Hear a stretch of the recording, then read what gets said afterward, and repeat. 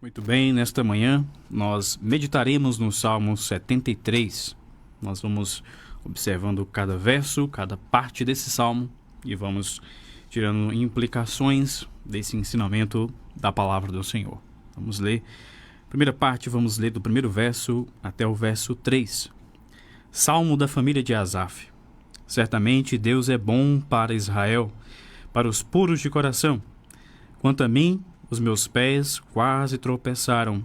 Por pouco não escorreguei, pois tive inveja dos arrogantes, quando vi a prosperidade desses ímpios. Vamos orar neste momento. Senhor nosso Deus, nosso Pai, nós somos gratos ao Senhor pela Tua palavra que é a verdade e que nos dá tudo o que precisamos para viver uma vida cristã que glorifique e bendiga o Teu nome. Abençoe agora para compreendê-la cada vez melhor e então viver para a Tua glória. Em nome de Cristo Jesus. Amém.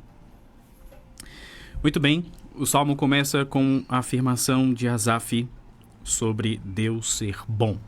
Nós temos Asaf aqui, descendente de Gerson, que é filho de Levi. Ele foi estabelecido como um líder pelo rei Davi, nesse aspecto aqui do louvor, nesse aspecto de levita. E essa afirmação dele é interessante. Deus, ele é um Deus bom para Israel. E ele afirma bem mais fortemente no decorrer do verso, para os puros de coração, para aqueles que têm uma mesma mente com o Senhor. Essa afirmação ela é importante, ela é uma verdade real. Deus é bom e dessa afirmação deve-se seguir a ideia de que nada muda isto. Deus é bom e ponto final. Deus é bom e faz aquilo que é bom, tanto para o povo de Israel, tanto quanto para os puros de coração. Essa verdade ela não muda. Deus continua bom o tempo todo. Essa é uma verdade imutável, ela não muda. Mas o salmista, dentro da circunstância a qual ele vivia, enxerga essa verdade, ou enxergou esta verdade de forma duvidosa. Deus é bom, mas a mim, os meus pés quase tropeçaram. Ele está usando uma linguagem poética aqui para mostrar essa dúvida no coração dele. Os meus pés, eles quase tropeçaram, quase que eu escorreguei. Em outras palavras, quase que me afastei dessa verdade que o Senhor é bom para Israel, para os puros de coração. Quase que eu me afastei deste Deus. E a grande dúvida é, como que alguém que conhece este grande Deus, que conhece esse Deus bondoso, conforme é mencionado por ele mesmo aqui nesse primeiro verso, como que alguém pode escorregar? Como que alguém pode afastar? Então o salmista mesmo explica o motivo. Pois tive inveja. Realmente ele quis algo, realmente ele almejou algo que era de outros. Mas o problema é que tipo de inveja que ele teve. Ele teve inveja dos arrogantes.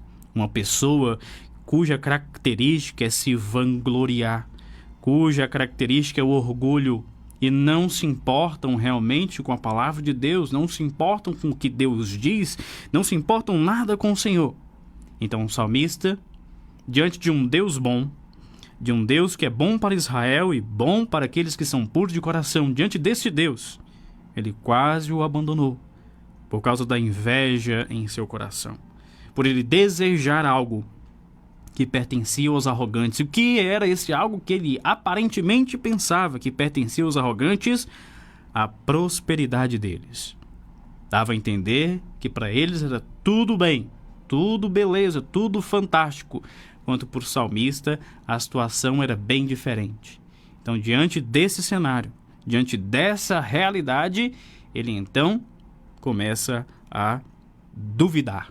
Ele começa a quase escorregar, a quase abandonar esse Senhor.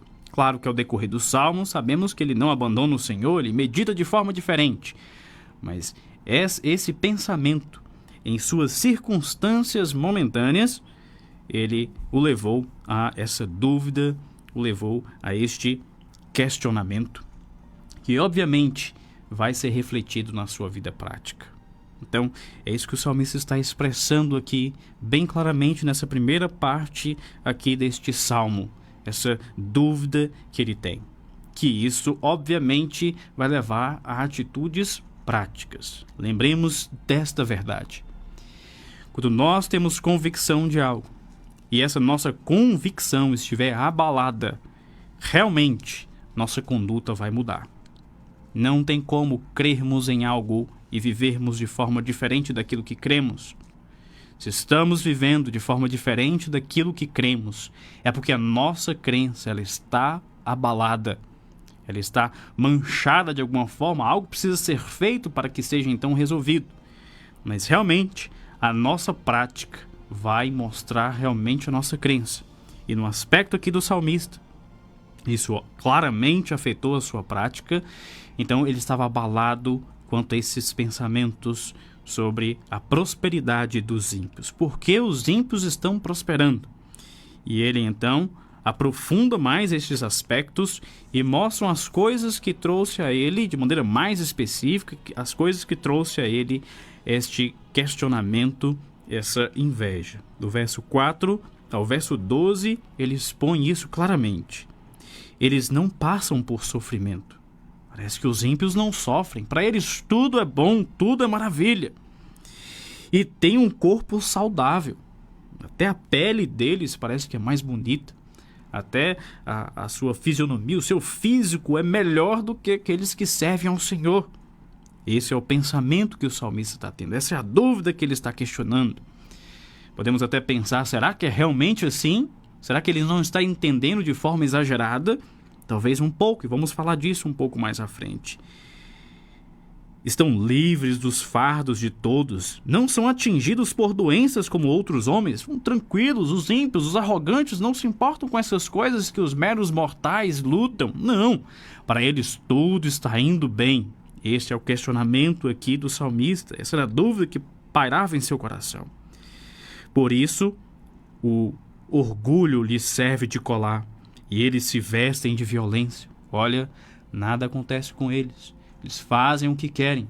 Eles prosperam. A saúde deles está boa. Eles têm um corpo saudável. Não têm as lutas que os demais têm. E por não acontecer nada com eles, então eles se tornam cada vez mais orgulhosos, cheios de si mesmos e fazendo cada vez coisas piores. Eles se vestem de violência. Fazem coisas terríveis.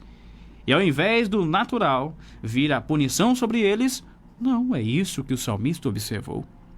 Não é isso que estava acontecendo. Na realidade, aparentemente, eles estavam melhorando, eles estavam prosperando. Verso 7. Do seu íntimo brota a maldade, da sua mente transbordam maquinações. Eles fazem coisas cruéis o tempo todo. Eles planejam coisas cruéis o tempo todo. Maquinam, pensam, elaboram coisas perversas e se safam o tempo todo. Tudo acontece perfeitamente para eles. Mas lembre-se sempre dessa palavra, aparentemente. Aparentemente, tudo está indo muito bem. Eles zombam e falam com más intenções. A sua arrogância ameaçam com opressão. Se nada acontece com eles, se tudo está indo bem para eles, então não há por que eles temerem quem quer que seja. Eles não temem a ninguém, eles não se importam com ninguém nesse sentido, porque tudo prospera diante deles, mesmo que eles não levem o Senhor em consideração. E o verso 9 enfatiza isso. Com a boca arrogam a si mesmos os céus e com a língua se apossam da terra. Contra o Senhor, contra os céus. Por isso, seu povo se volta para eles e bebe suas palavras até saciar-se. As pessoas vão ouvi-los, as pessoas vão receber os benefícios que eles podem, talvez, produzir. As pessoas se achegam até eles. E a palavra severa do verso 11, eles dizem, como saberá o Altíssimo Deus? Ou como saberá Deus? Terá conhecimento o Altíssimo? Será que Deus sabe dessas coisas? Porque se Deus existisse, como ele permitiria essas coisas? Se Deus é bom, como ele permitiria que os ímpios prosperassem enquanto os justos sofrem? Por que Deus permite que essas coisas aconteçam? Por que os justos às vezes sofrem bastante enquanto os ímpios parece que tudo dá certo para eles? Esse questionamento existe até hoje. E ele não é nada novo. Já é bastante antigo. Nós já vemos aqui na expressão do salmista esse grande debate. Até mesmo no livro de Jó nós vemos esse aspecto sobre o justo sofrendo. Mas lembra que esse aspecto é aparente. É uma aparência das coisas e não a realidade do todo. É enxergar a vida sob uma limitação. E uma limitação que pode causar algo terrível aqui neste tempo. Alguém que entende que toda a vida se resume a este momento, de que a existência humana se limita a esta existência, tem uma convicção errada e, obviamente, vai entender as bênçãos de Deus, a bondade de Deus, de forma equivocada. Não se deve pensar apenas no aqui e no agora, no mundo apenas caído no pecado neste momento, mas se deve levar em consideração o todo, a realidade como um todo, a eternidade deve ser levada em consideração.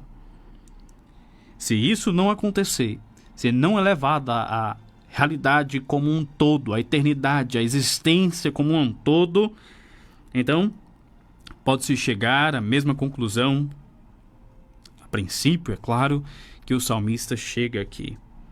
Assim são os ímpios, sempre despreocupados, aumentam suas riquezas. Certamente foi inútil, foi vazio, foi perca de tempo, foi à toa, não valeu o sacrifício. O que não valeu o sacrifício? Manter puro o coração. Verso 1 ele diz, Deus é bom para os puros de coração. Verso 3 ele diz, foi inútil manter puro o coração e lavar as mãos na inocência, pois o dia inteiro sou afligido e todas as manhãs sou castigado. Então, vemos aqui, desse trecho de 1 a 3, o questionamento dele, a queixa que ele teve, o porquê que ele estava naquela situação.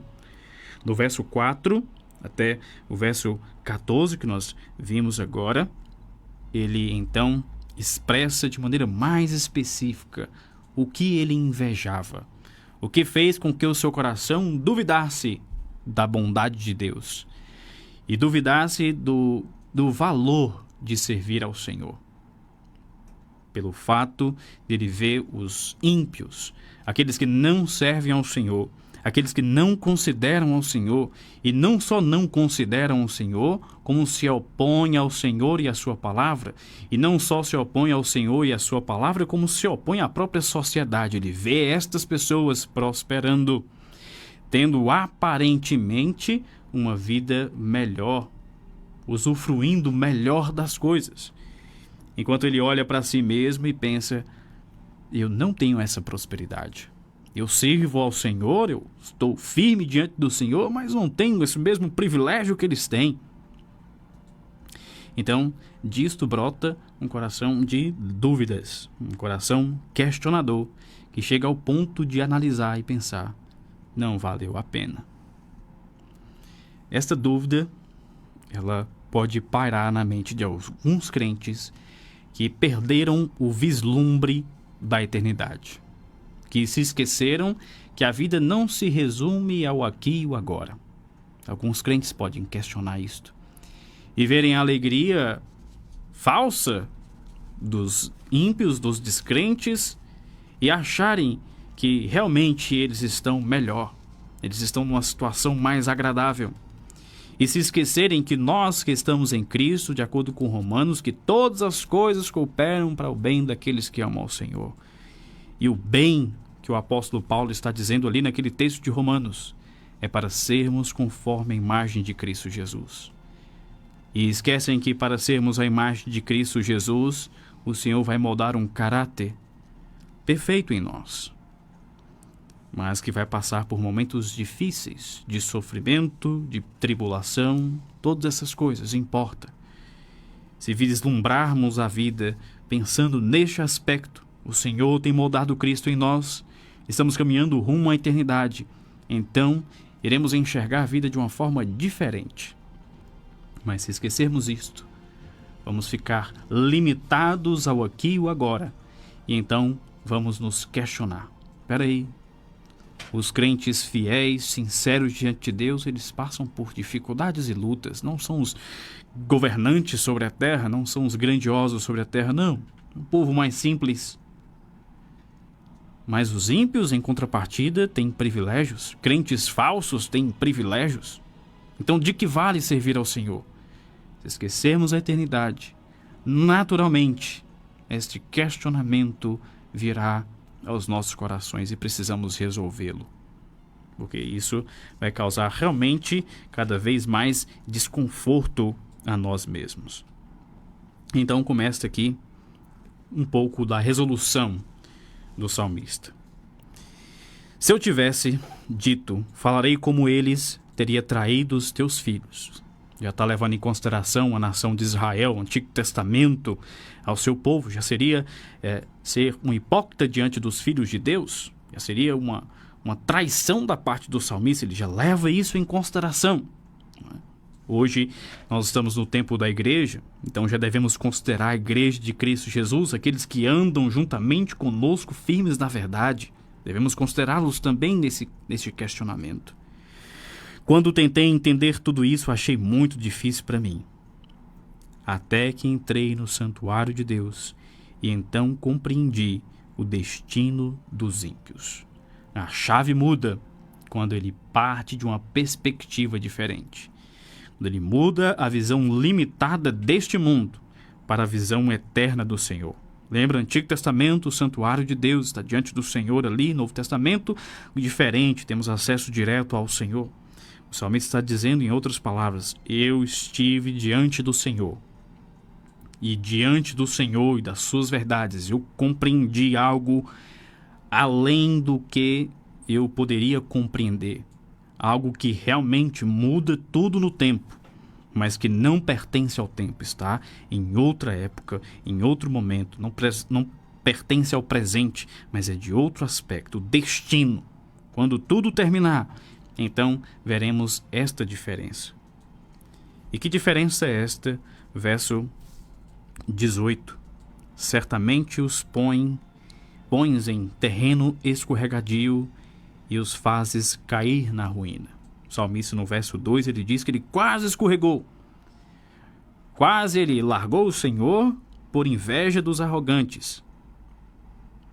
E isso porque ele estava limitado em seus pensamentos. Quando ele vê um pensamento maior, ele entende que não é ele que está escorregando, não é servir ao Senhor, não é o desejo de ser igual aos ímpios que é escorregadio, mas realmente os ímpios em si. O pensamento deles, os desejos deles em si é um caminho que leva à destruição. E quem os coloca? O Senhor. Como são destruídos de repente, completamente tomados de pavor. São como um sonho que se vai quando acordamos. Quando te levantares, Senhor, tu os farás desaparecer. Lugar escorregadio. Obviamente, essas pessoas ímpias que não consideram o Senhor e vivem da forma que querem viver, elas rejeitaram o Senhor.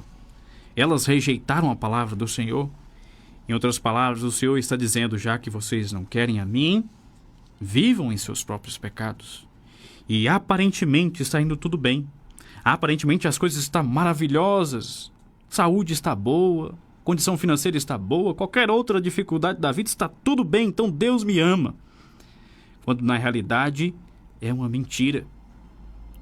É Deus entregando aos seus próprios desejos, às suas próprias paixões, um caminho que realmente leva à destruição. E era isso que o salmista estava almejando sem entender o mais profundo, até que ele compreende dessa verdade da parte do Senhor. Um caminho de pecado, um caminho que desonra ao Senhor, naturalmente por nascermos pecadores também, mas ao longo da jornada, um caminho de pecado que abandona ao Senhor, esse caminho ele leva à destruição.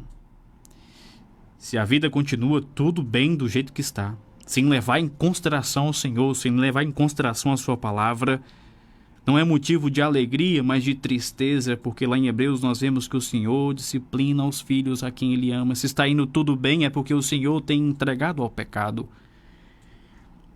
E, obviamente, ao partir desta vida, sem considerar o Senhor, a condenação é certa. A punição eterna é certa. Condenação para o inferno. E o salmista compreendeu isso graças à revelação da parte do Senhor. Verso 21. Quanto ao meu coração, estava amargurado. No íntimo eu senti inveja. Estava muito raivoso em relação a isso. Agi como insensato. Eu fui um tolo. Não compreendi algo mais profundo. Fui ignorante. Minha atitude para contigo é como de um animal irracional. Não refleti realmente em algo mais profundo. Fiquei limitado a esta vida apenas. Não compreendi o mais profundo do Senhor. Contudo, sempre estou contigo. Tomas a minha mão direita e me sustém. O Senhor está me sustentando sempre. Sempre está comigo. Diriges com o teu conselho. O Senhor me mostra o caminho realmente de vida. Por mais que talvez seja um pouco difícil, ainda assim é um caminho de vida.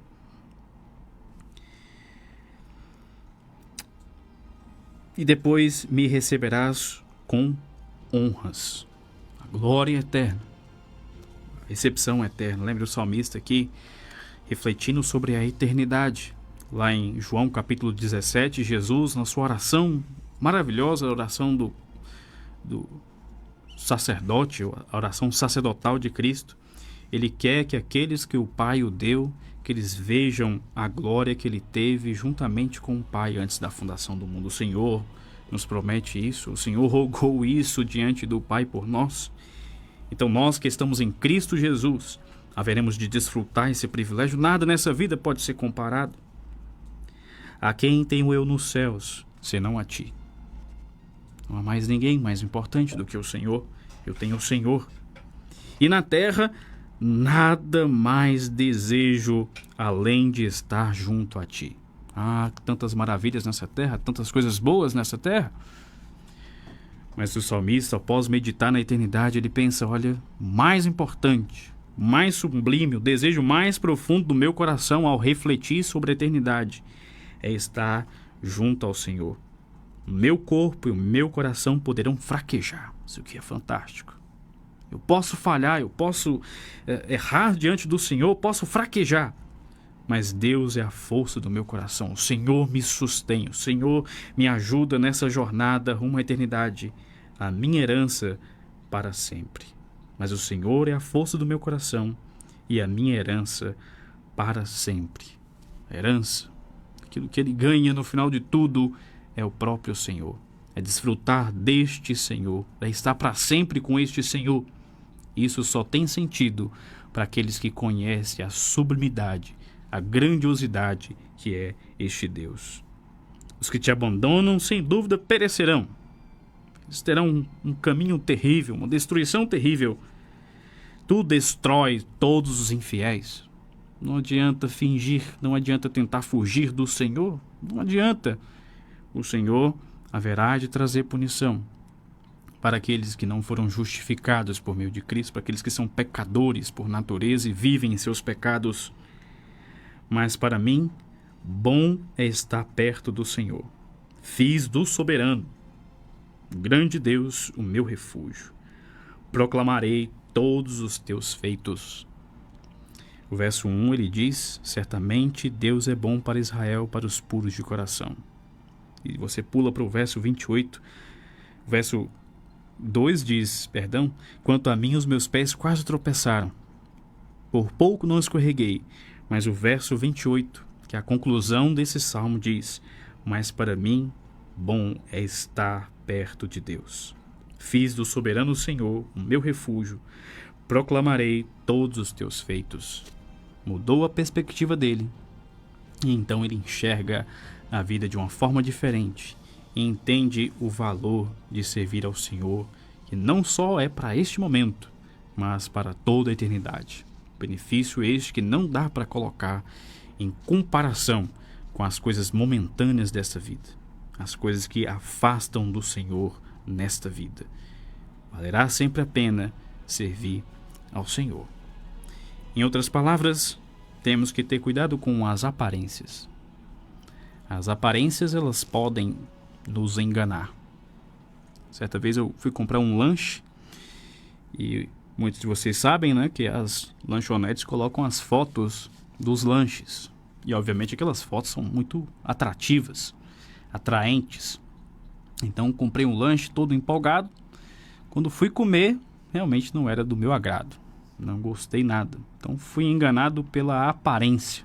A aparência me enganou. Isso não se aplica só a essa questão tão simples como um lanche, como a qualquer outra coisa. Vislumbramos este mundo, vemos as suas aparências e os seus desejos, e muitos deles pecaminosos. E acabamos que somos contaminados por esses desejos. E nosso coração pode pedir que desfrutemos deles. Nosso coração pode nos rogar para que desfrutemos desses prazeres. Mas devemos nos lembrar da palavra do Senhor e entender que esses desejos maus, esses desejos que nos afastam do Senhor, esses prazeres vazios em si mesmos, eles levarão, obviamente, a uma condenação. Em outras palavras, eles jamais valerão a pena desfrutar, pois a sua recompensa é terrível. Já nesta vida, desfrutará de sofrimento por causa do pecado, mas não só nesta vida, como por toda a eternidade. Então, pode até ser que fraquejemos em algum momento, mas lembremos sempre da verdade que o Senhor é bom, que o Senhor nos conduz com bondade, que o Senhor nos conduz com graça e misericórdia, que o Senhor, para nós que estamos em Cristo Jesus, está nos moldando para sermos parecidos com seu Filho. Então Ele tem cuidado de nós, tem trabalhado em nós para sermos mais próximos de Cristo. Que essas verdades sejam firmes em nosso coração, para que nós não venhamos a vislumbrar o mundo de forma equivocada, de forma limitada, ou como o próprio salmista diz aqui no verso 22, como um animal irracional. Pensando em aspectos práticos, muitos da igreja têm sido influenciados por um pensamento mundano. Eles têm amado as coisas mundanas. Vamos aos exemplos. Estamos aí no final do ano, teve o Enem. Não tem problema nenhum em si na prova, não tem problema nenhum em si um jovem almejar um bom curso, ser um bom profissional, não há problema nenhum nisto. O problema está que muitos dos pais acham que o fato do seu filho, de sua filha, ter uma boa formação acadêmica, ganhar dinheiro, só isto já é um sucesso tremendo. Só estas coisas já é mais do que suficiente para a alegria dos pais. Eu estou falando de pais crentes. E muitas das vezes, ou algumas delas, os filhos nem servem ao Senhor, mas os pais já se sentem plenamente satisfeitos com estas coisas. É o desejo de que os filhos tenham dinheiro, pois afinal das contas, o coração tem sido tomado por estas coisas, limitadas a este tempo. Me recordo que antes de entrar no seminário, muitas pessoas crentes me desincentivaram a fazer. Muitos achavam que não valeria a pena. Em outras palavras, alguns até mesmo diziam, né, de que pastores sérios sofrem um pouco privações, não têm a mesma condição financeira que muitas pessoas que fizeram outros cursos poderiam ter. Era por maldade que eles diziam isso? Não era por maldade que diziam isto, mas refletia um coração contaminado pelo mundo, cujo amor às coisas do mundo fazia com que se esquecessem das coisas da eternidade. Mais uma vez eu repito, não tem problema algum em ser um bom profissional, procurar fazer um bom curso, ter um bom emprego, ter um bom salário, não tem problema nenhum com essas coisas. Mas se o mais importante da vida, mas se o sentido da vida ou o encontro da felicidade for baseado apenas nestas coisas, Então, é uma forma de ver o mundo mundano, uma forma mundana de enxergar o mundo. É uma forma limitada de enxergar a realidade. E, infelizmente, não ter realmente encontrado a satisfação que há no Senhor. A alegria que há em servir a este Deus. Porque foi contaminado pelo pensamento deste mundo. Pelo pensamento errado deste mundo. Um autor chamado Heber Campos, que ele ilustra o aspecto da cosmovisão de forma interessante. Ele diz que somos como um barco, uma canoa em um rio. Uma canoa foi feita para estar no rio, realmente. O problema é se essa canoa furar e começar a entrar água neste rio, ou nessa canoa. Então, obviamente, ela vai afundar. Somos como esta canoa.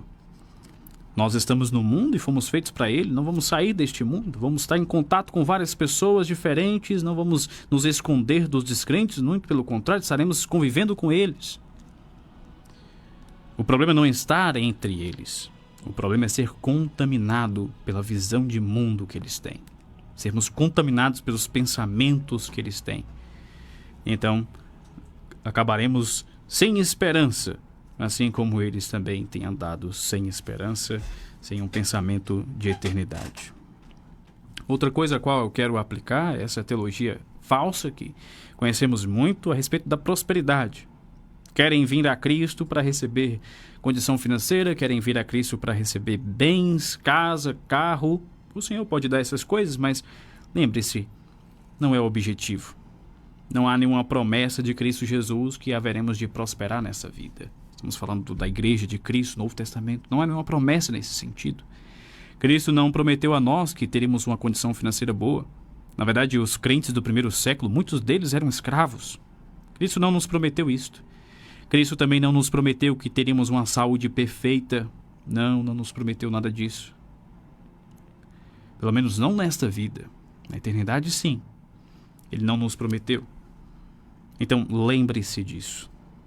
Não nos prometeu uma vida fácil aqui e agora, mas nos prometeu uma paz que excede qualquer entendimento.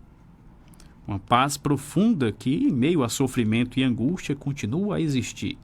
Isto sim nós temos do Senhor.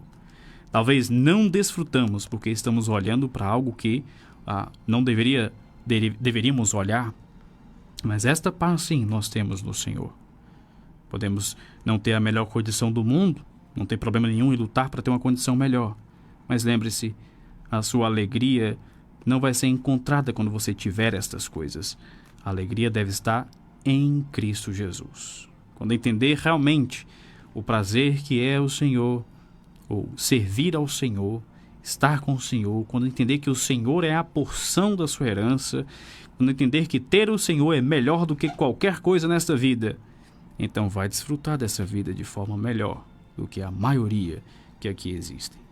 Vai realmente ver a vida de uma perspectiva diferente.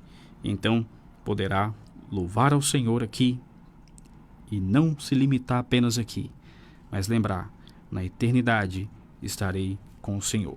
Como o texto que nós lemos no começo do programa, de Apocalipse capítulo 21, Ele enxugará dos nossos olhos toda lágrima, toda angústia, todas essas coisas que nós passamos aqui, todas elas vão passar e estaremos para sempre com o nosso Senhor.